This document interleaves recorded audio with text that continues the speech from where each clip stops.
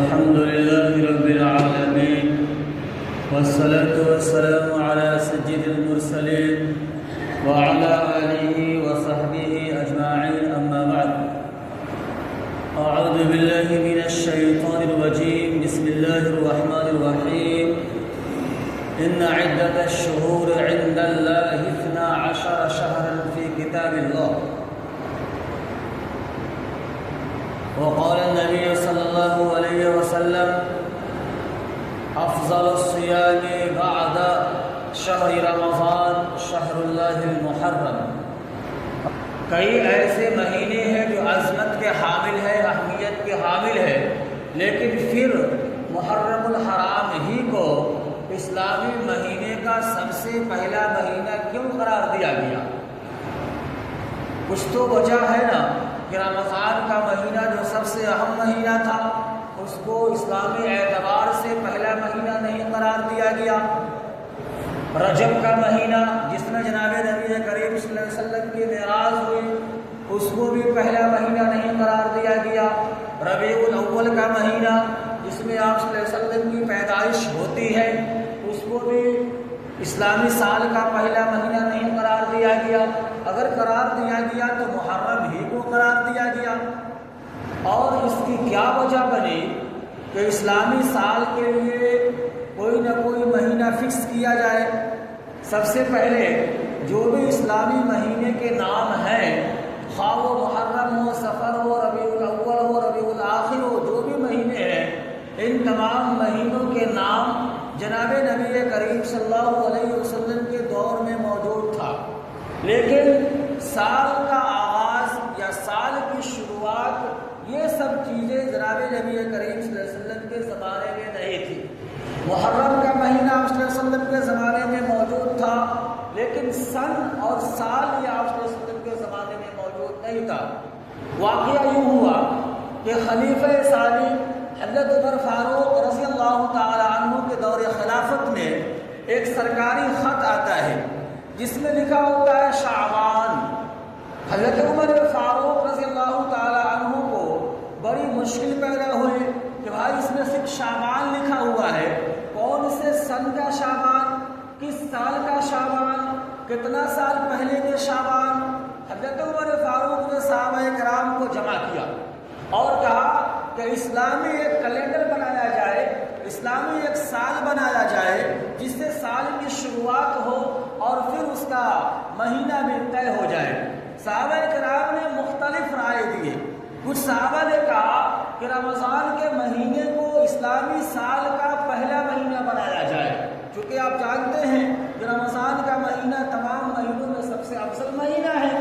کچھ صحابہ نے کہا کہ نہیں، آپ صلی اللہ علیہ وسلم کی پیدائش ربیع الاول کے مہینے میں ہوتی ہے تو ربیع الاول کو اسلامی سال کا پہلا مہینہ بنایا جائے. کچھ صحابہ نے کہا کہ نہیں، حج یہ تمام ارکان کا تتمہ ہے اور اس پر اسلام کی بنیاد کی تکمیل ہو جاتی ہے، اس وجہ سے حج کے مہینے کو یعنی ذی الحجہ کے مہینے کو اسلامی مہینے کا پہلا سال بنایا جائے. کچھ صحابہ نے کہا کہ نہیں، ہجرت کے مہینے کو پہلا سال کچھ صحابہ نے کہا کہ جس ماہ میں ہجرت ہوا ہے اس کو اسلامی سال کا پہلا مہینہ قرار دیا جائے. یہی بات طے ہو گئی کہ جس سال میں جس مہینے میں ہجرت ہوا ہے اسی مہینے کو اسلامی سال کا پہلا مہینہ قرار دیا جائے. لیکن پھر یہ بات یہاں بھی اٹک جاتی ہے کہ بھائی ہجرت تو ربیع الاول میں ہوا، لیکن محرم الحرام کو اسلامی مہینے کا اسلامی سال کا پہلا مہینہ بنایا گیا. تو اس کے پیچھے بھی وجہ ہے. ہجرت ہی کو بنیاد رکھی گئی، لیکن کیسے ہوا؟ یوں کہ پہلے آپ صلی اللہ علیہ وسلم کے پاس مدینہ سے تقریباً 12 افراد آتے ہیں، پوشیدہ طور پر چھپ کر کے آتے ہیں، اور وہ آپ صلی اللہ علیہ وسلم سے ایک گھاٹی میں ملاقات کرتے ہیں اور ایمان قبول کرتے ہیں. ایمان قبول کرنے کے ساتھ ساتھ وہ یہ عہد بھی کرتے ہیں کہ ہم مدینہ جا کر کے چوری نہیں کریں گے، ہم مدینہ جا کر کے شرک نہیں کریں گے، ہم مدینہ جا کر کے زنا نہیں کریں گے، ہم مدینہ جا کر کے اللہ کے احکام کی نافرمانی نہیں کریں گے۔ یہ پہلا قافلہ تھا جو مدینہ سے مکہ المکرمہ آیا تھا حج کے مہینے میں، اور چھپ کر کے اللہ کے رسول سے ملاقات کی اور ایمان قبول کیا۔ پھر جب دوسرا سال آیا، حج کا موقع آیا، تو اب جو قافلہ آیا وہ ایک دو نہیں بلکہ 73 مرد تھے، 73 مرد تھے اور 2 عورتیں تھیں جو حج کی، اور حج کرنے کے بعد پھر اسی مقام پر پوشیدہ طور پر آپ صلی اللہ علیہ وسلم سے ملاقات کی، اور ملاقات کرنے کے بعد اپنے ایمان کے بارے میں اظہار کیا۔ پھر اتنا ہی نہیں بلکہ ان لوگوں نے یہ بھی کہا کہ آپ مدینہ چلیں، آپ مدینہ چلیں، یعنی ان لوگوں نے آپ صلی اللہ علیہ وسلم کو مکہ المکرمہ سے مدینہ ہجرت کرنے کی دعوت دی۔ انہوں نے کہا کہ آپ مدینہ چلیں، پھر ان لوگوں نے کہا کہ یاد رکھیں اگر آپ مدینہ چلتے ہیں تو صرف ہم اسلام ہی قبول نہیں کریں گے، بلکہ اسلام قبول کرنے کے ساتھ ساتھ ہم آپ کے جان کی اور آپ کے مال کی ویسے ہی حفاظت کریں گے جیسے ہم اپنے جان کی حفاظت کرتے ہیں، اور ہم اپنے جان آپ کے لیے قربان کر دیں گے۔ جب ان لوگوں نے جو چھپ کر کے آئے تھے مدینہ سے اور آپ صلی اللہ علیہ وسلم سے ملاقات کی، یہ خواہش ظاہر کی، تو آپ صلی اللہ علیہ وسلم نے اور صحابہ نے اسی وقت مدینہ کی طرف ہجرت کرنے کا ارادہ کیا۔ کیا کیا؟ ارادہ کیا۔ تو اب ہجرت کی شروعات کب سے ہو گئی ہے؟ ذی الحجہ کے مہینے سے۔ ذی الحجہ کے مہینے میں صحابہ کرام اور جناب نبی کریم صلی اللہ علیہ وسلم ہجرت کا ارادہ کر رہے ہیں، لیکن یہ عملی طور پر کب آیا؟ سفر کے مہینے ربیع الاول کے مہینے میں۔ اب ہجرت کا جب منصوبہ بنایا جا رہا ہے ذی الحجہ کے مہینے میں، تو اس کے بعد سب سے پہلا مہینہ کون آیا؟ محرم آیا۔ تو کہا کہ ہجرت کا جس دن ارادہ ہوا، جس دن منصوبہ بنا، اس کے بعد والے مہینے کو اسلامی مہینے کا پہلا مہینہ قرار دے دیا جائے۔ تو الغرض خلاصہ کلام یہ کہ صحابہ کرام نے مختلف رائے دیے حضرت عمر فاروق کو کہ کس مہینے کو اسلامی مہینے کا، اسلامی سال کا پہلا مہینہ قرار دیا جائے۔ بالآخر فیصلہ یہ ہوا کہ ہجرت کا جو سال ہے یا ہجرت کا جو مہینہ ہے، اسی مہینہ کو اسلامی سال کا پہلا مہینہ قرار دیا جائے۔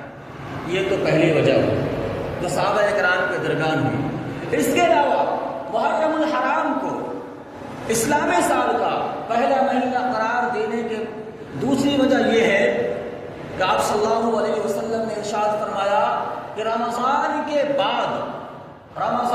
بعد اللہ کے نزدیک اگر سب سے زیادہ محبوب کسی مہینے کا روزہ ہے تو وہ محرم الحرام کے مہینے کا روزہ ہے۔ اللہ کے رسول نے یہ حدیث بیان فرمائی۔ دوسری حکمت یہ بنی اور تیسری حکمت یہ بنی محرم الحرام کو پہلا مہینہ قرار دینے کی، کیونکہ انسان حج کے مہینے میں حج کرتا ہے اور حج کے بعد وہ ایسا ہو جاتا ہے جیسا کہ آج ہی وہ ماں کے پیٹ سے پیدا ہوا ہے، تو اب اس کے بعد پہلا مہینہ کون سا آ رہا ہے جس میں وہ اپنے زندگی کی شروعات کر رہا ہے؟ ظاہر سی بات ہے وہ محرم کا مہینہ آ رہا ہے۔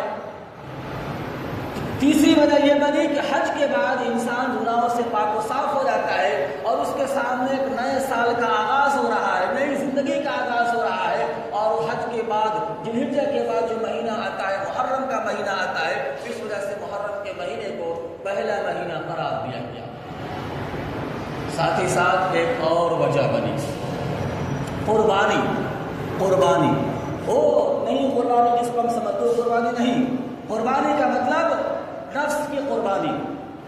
اگر صحابہ کرام چاہتے تو یہ کہہ دیتے کہ نہیں، آپ صلی اللہ علیہ وسلم کی ولادت ہمارے لیے سب سے خوشی کی چیز ہے، آپ صلی اللہ علیہ وسلم کی پیدائش ہمارے لیے سب سے خوشی کی چیز ہے، اس وجہ سے ہم ربیع الاول ہی کو پہلا مہینہ بنائیں گے، لیکن صحابہ نے یہ نہیں کہا اور صحابہ اس پر پابند نہیں ہوئے، بلکہ ان کے ذہن میں یہ تھا کہ ہجرت کی وجہ سے اسلام اور کفر کا فیصلہ ہوا ہے، ہجرت کرنے کی وجہ سے اسلام اور کفر کا فیصلہ ہوا ہے، اور ہجرت کرنے کی وجہ سے اسلام کی ایک شان بنی ہے، اور مکہ المکرمہ سے نکل کر کے مدینہ پاک میں اس کی اپنی حکومت بنی ہے اور اس کا اپنا ایک روب اور دبدبہ بنا ہے۔ تو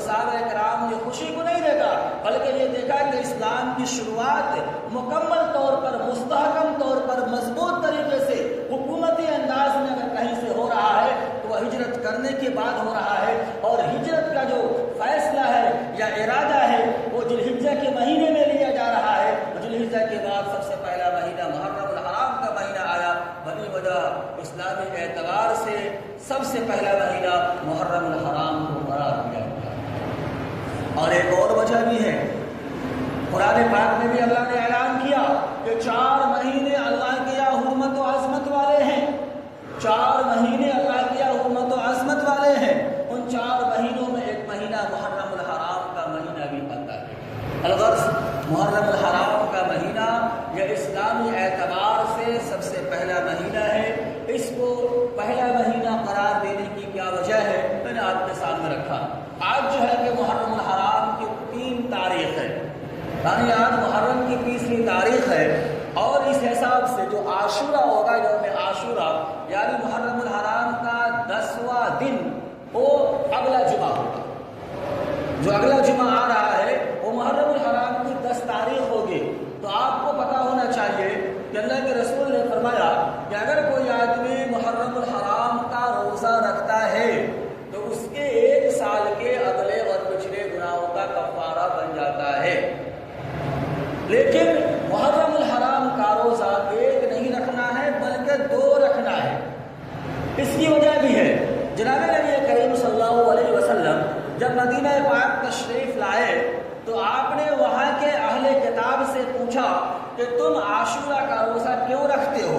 تو اہل کتاب نے کہا کہ عاشورہ کے دن یعنی 10ویں محرم کو اللہ نے حضرت موسیٰ کو فرعون پر غلبہ عطا کیا تھا، اس وجہ سے ہم 10ویں محرم کو عاشورہ کا روزہ رکھتے ہیں۔ اللہ کے رسول نے فرمایا حضرت موسیٰ تم سے زیادہ میرے مناسبت کے ہیں، یعنی وہ بھی نبی ہے میں بھی نبی ہوں، تو مناسب یہ بنتا ہے کہ میں زیادہ ان کے احکام پر عمل کروں تم سے زیادہ۔ اللہ کے رسول نے اپنے امت سے کہا کہ محرم الحرام کے عاشورہ کا روزہ رکھا جائے، مگر 1 نہیں 2، اور رکھنے کے پیچھے 2 وجہ یہ کہ اہل کتاب کی مشابہت سے بچنا ہے، اہل کتاب کی مشابہت سے بچنا ہے، چونکہ اہل کتاب 1 روزہ رکھتے ہیں اور ہم 2 روزہ رکھیں گے۔ حدیث پاک میں بھی اللہ کے رسول نے فرمایا کہ اہل کتاب کی مخالفت کے لیے ہمیں حکم دیا گیا ہے۔ اہل کتاب کی مخالفت سے مذہب اسلام کا جو امتیاز ہے یا جو اس کی شان ہے یا جو اس کے احکام ہے وہ دونوں فرق ہو جاتے ہیں۔ مثلا کسی کو مان لیجئے اہل کتاب 1 روزہ رکھیں گے، اگر کوئی 1 روزہ رکھے تو ہم یہ کہہ سکتے ہیں کہ یہودی ہے یہ عیسائی ہے، لیکن کوئی 2 روزہ رکھے تو ہم کہیں گے یہ امت محمدی ہے، کیونکہ اللہ کے رسول نے 2 روزہ رکھنے کا حکم دیا ہے۔ تو محرم الحرام کا 2 روزہ کوئی رکھتا ہے تو اس کے 1 سال کے گناہوں کا کفارہ بنتا ہے۔ اور یہ روزہ ہمیں کیسے رکھنا ہے؟ 1 روزہ ہم جمعہ کے دن رکھیں، 1 روزہ ہم جمعہ کے دن ہر حال میں رکھیں، اگر رکھنا ہو تو 1 روزہ جمعہ سے پہلے کر لیں یا بعد میں کر لیں، 1 روزہ جمعہ سے پہلے کریں یا بعد میں کریں، یعنی اگر آپ روزہ رکھنا چاہیں تو جمعرات اور جمعہ یا پھر جمعہ اور سنیچر، یعنی آپ کو جمعہ کا روزہ رکھنا پڑے گا اگر آپ محرم الحرام کے 2 روزے رکھنا چاہتے ہیں تو۔ اس کی ثواب اللہ کے رسول نے بتا دیا۔ اب اللہ تعالیٰ سے دعا بھی کریں کہ اللہ تعالیٰ ہمارے اور آپ کے لیے اس مہینے کو یا اس سال کو کامیابی کا ذریعہ بنائے، اور اللہ تعالیٰ ہمارے اور آپ کی عزت و آبرو کی حفاظت فرمائے۔ وما علینا الا البلاغ۔